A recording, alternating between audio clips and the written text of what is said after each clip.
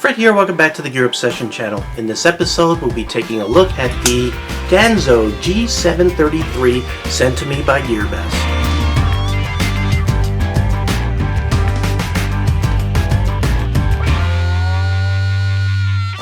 If at any time you're interested in this knife, go ahead and look in the description box below and you'll find a link that'll take you right to it, and it's only running $15.15 plus free shipping. Also, I'm putting this video out a day ahead, and the reason why is because GearBest is having their 2nd year anniversary. So go ahead and also take a look and click on the link below. That'll take you to GearBest 2nd anniversary. I think that's how I have it down there. And they have a lot of deals and all kinds of other good things going on, so be sure to check it out. This knife came to me in this box, and besides the knife, it also included this pouch. I don't know anybody who uses these, but you got one just in case. This is the green. They do have other colors. You could get this in black, orange, or camouflage. I prefer the green, and right now the green is running a couple of dollars cheaper. This particular version, $15.15 with free shipping. So for those of you who are knife connoisseurs or know your knives really good, or knife geeks, lack of a better term, this looks like the Spyderco Stretch. It's a clone.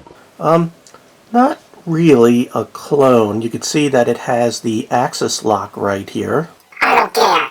That's a clone. We also get a sharpening choil that wasn't on the original Stretch. Blah, blah, blah. It's a clone.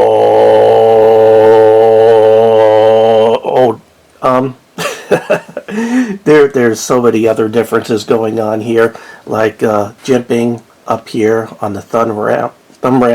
Also, it says Ganzo. It doesn't say Spyderco or anything like that. And they use different materials, different steel, different handle material. So I'm not classifying this as a clone. No way. So anyway, also, unlike the Stretch, there's no mounting options up here because the original Stretch was a lockback, and since this one is using the axis lock brought to us by Benchmade originally, it left room for additional holes. You can see you have some holes here, and they also included holes up here and here, so you could go ahead and put that clip on all 4 points. This version from Ganzo, it is left or right handed, tip up only.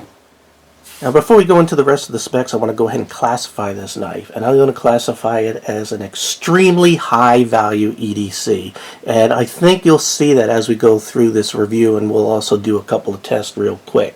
So your handle material here is G10, and you do have some stainless steel liners. They're not skeletonized, and it is open pillar design, held together by Torx screws, including a Torx screw for your pivot screw.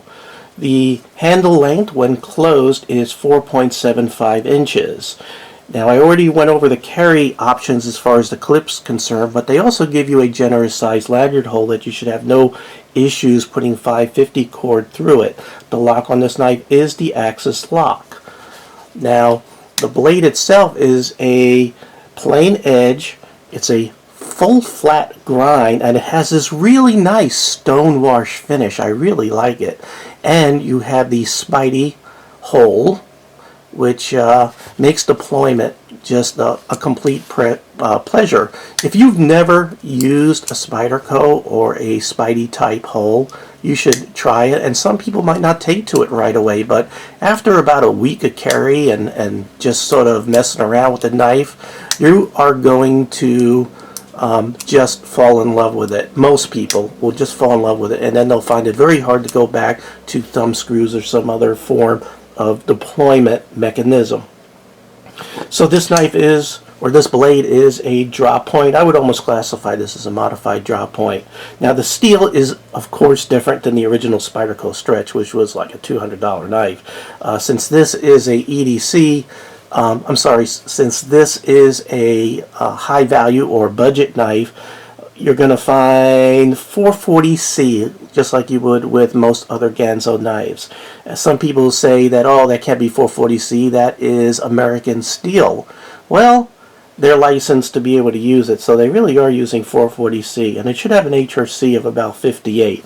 Blade length is 3.2 inches, and that is the working edge. It's actually longer, but they just gave the specs for the actual working edge of this blade.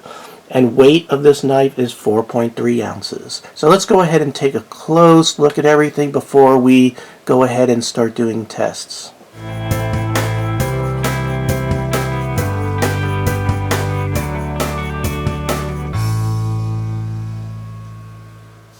One of the things I always like to judge a knife or compare a knife to other knives is the ergonomics. And right out of the box, this felt very comfortable. It felt like it was made for my hand, whether you're holding it conventionally or if you're holding it, scratching my surface there, holding it backwards, sort of like that.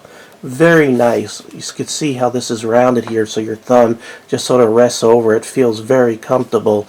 You have some jimping up here on the thumb ramp. It's not aggressive, but you don't really need it to be aggressive because you do have that exaggerated thumb ramp, so it makes it so your hand really can't slip beyond that point. You have good texturing on the G10 scales. You have a nice kind of finger choil right here. And on top of it, you have a 50-50 finger choil here, 50-50 being 50 in the handle, 50 on the blade. So if you need to choke up on the knife, you can go ahead and do that. Also, just notice right there, you have a sharpening choil, makes sharpening easy. However, one thing to point out, no flat area up here for clamp-on sharpening devices, so it would wobble back and forth. You wouldn't get an even edge.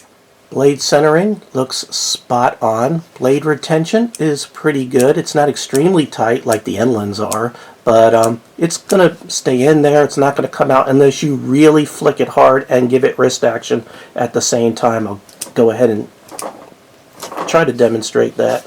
And once it loosens up even more, there we go. You could really deploy it like that, just like you would, or at least like I can with some of my other Spyderco knives. Now lockup, there is no up and down play, there is no side to side play, so really good lockup right out of the box. We could go ahead and take a close look at that. By the way, you can't see, but there is a phosphor bronze washer on one side, Teflon on the other side, typical of a lot of the Ganzo knives that are coming out right now.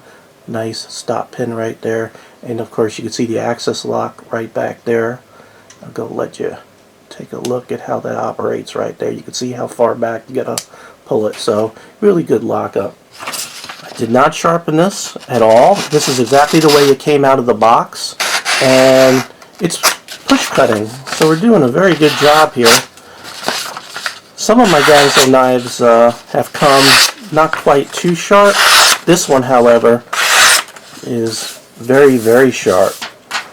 Get out of the way there. Alright, we'll go ahead and do a little bit of shaving here, have some hair, some stray hairs there we could take care of. And you could, wow, look at all that hair. Okay, so it did a very good job of shaving. Do have some cardboard here.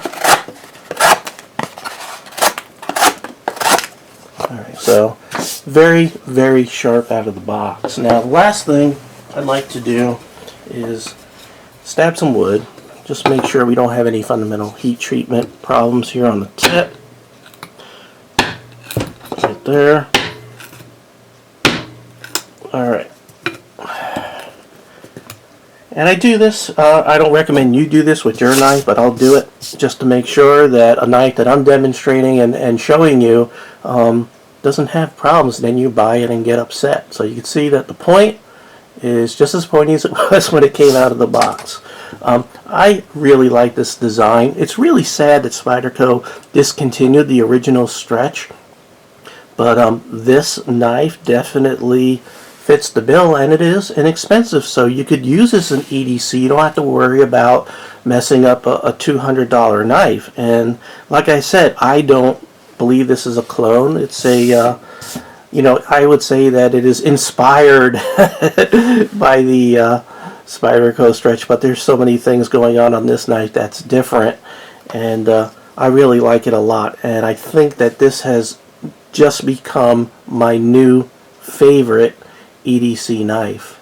By the way, deployment on this knife is just super super fast. And you could do all the things that you do with a normal Spyderco if you like to do that reverse thing. Be careful when you do that. I've thrown a couple of Spydercos in my day where you sort of hold it. Spydercos, they get all those trick ways of opening it. I can never do that thing where you use your opposite finger. I don't have enough strength in that finger. I don't use it anyway. So just an awesome knife. I really love everything about this, and I'm really hard pressed to find anything that I don't like about this knife. I mean, I don't know. I'll throw this out there. It would have been nice if there was a little bit of jimping, maybe in the 50-50 choil up here. I don't know. I can't really. Like I said, this is my new favorite EDC knife. So if you see me out there one day, you will probably see this in my pocket ready to go. It's awesome. Alright, well, thank you very much for joining me here at the Gear Obsession channel. I really do appreciate every friend, viewer, subscriber, and especially you. And I hope you have a great day. Take care. Bye.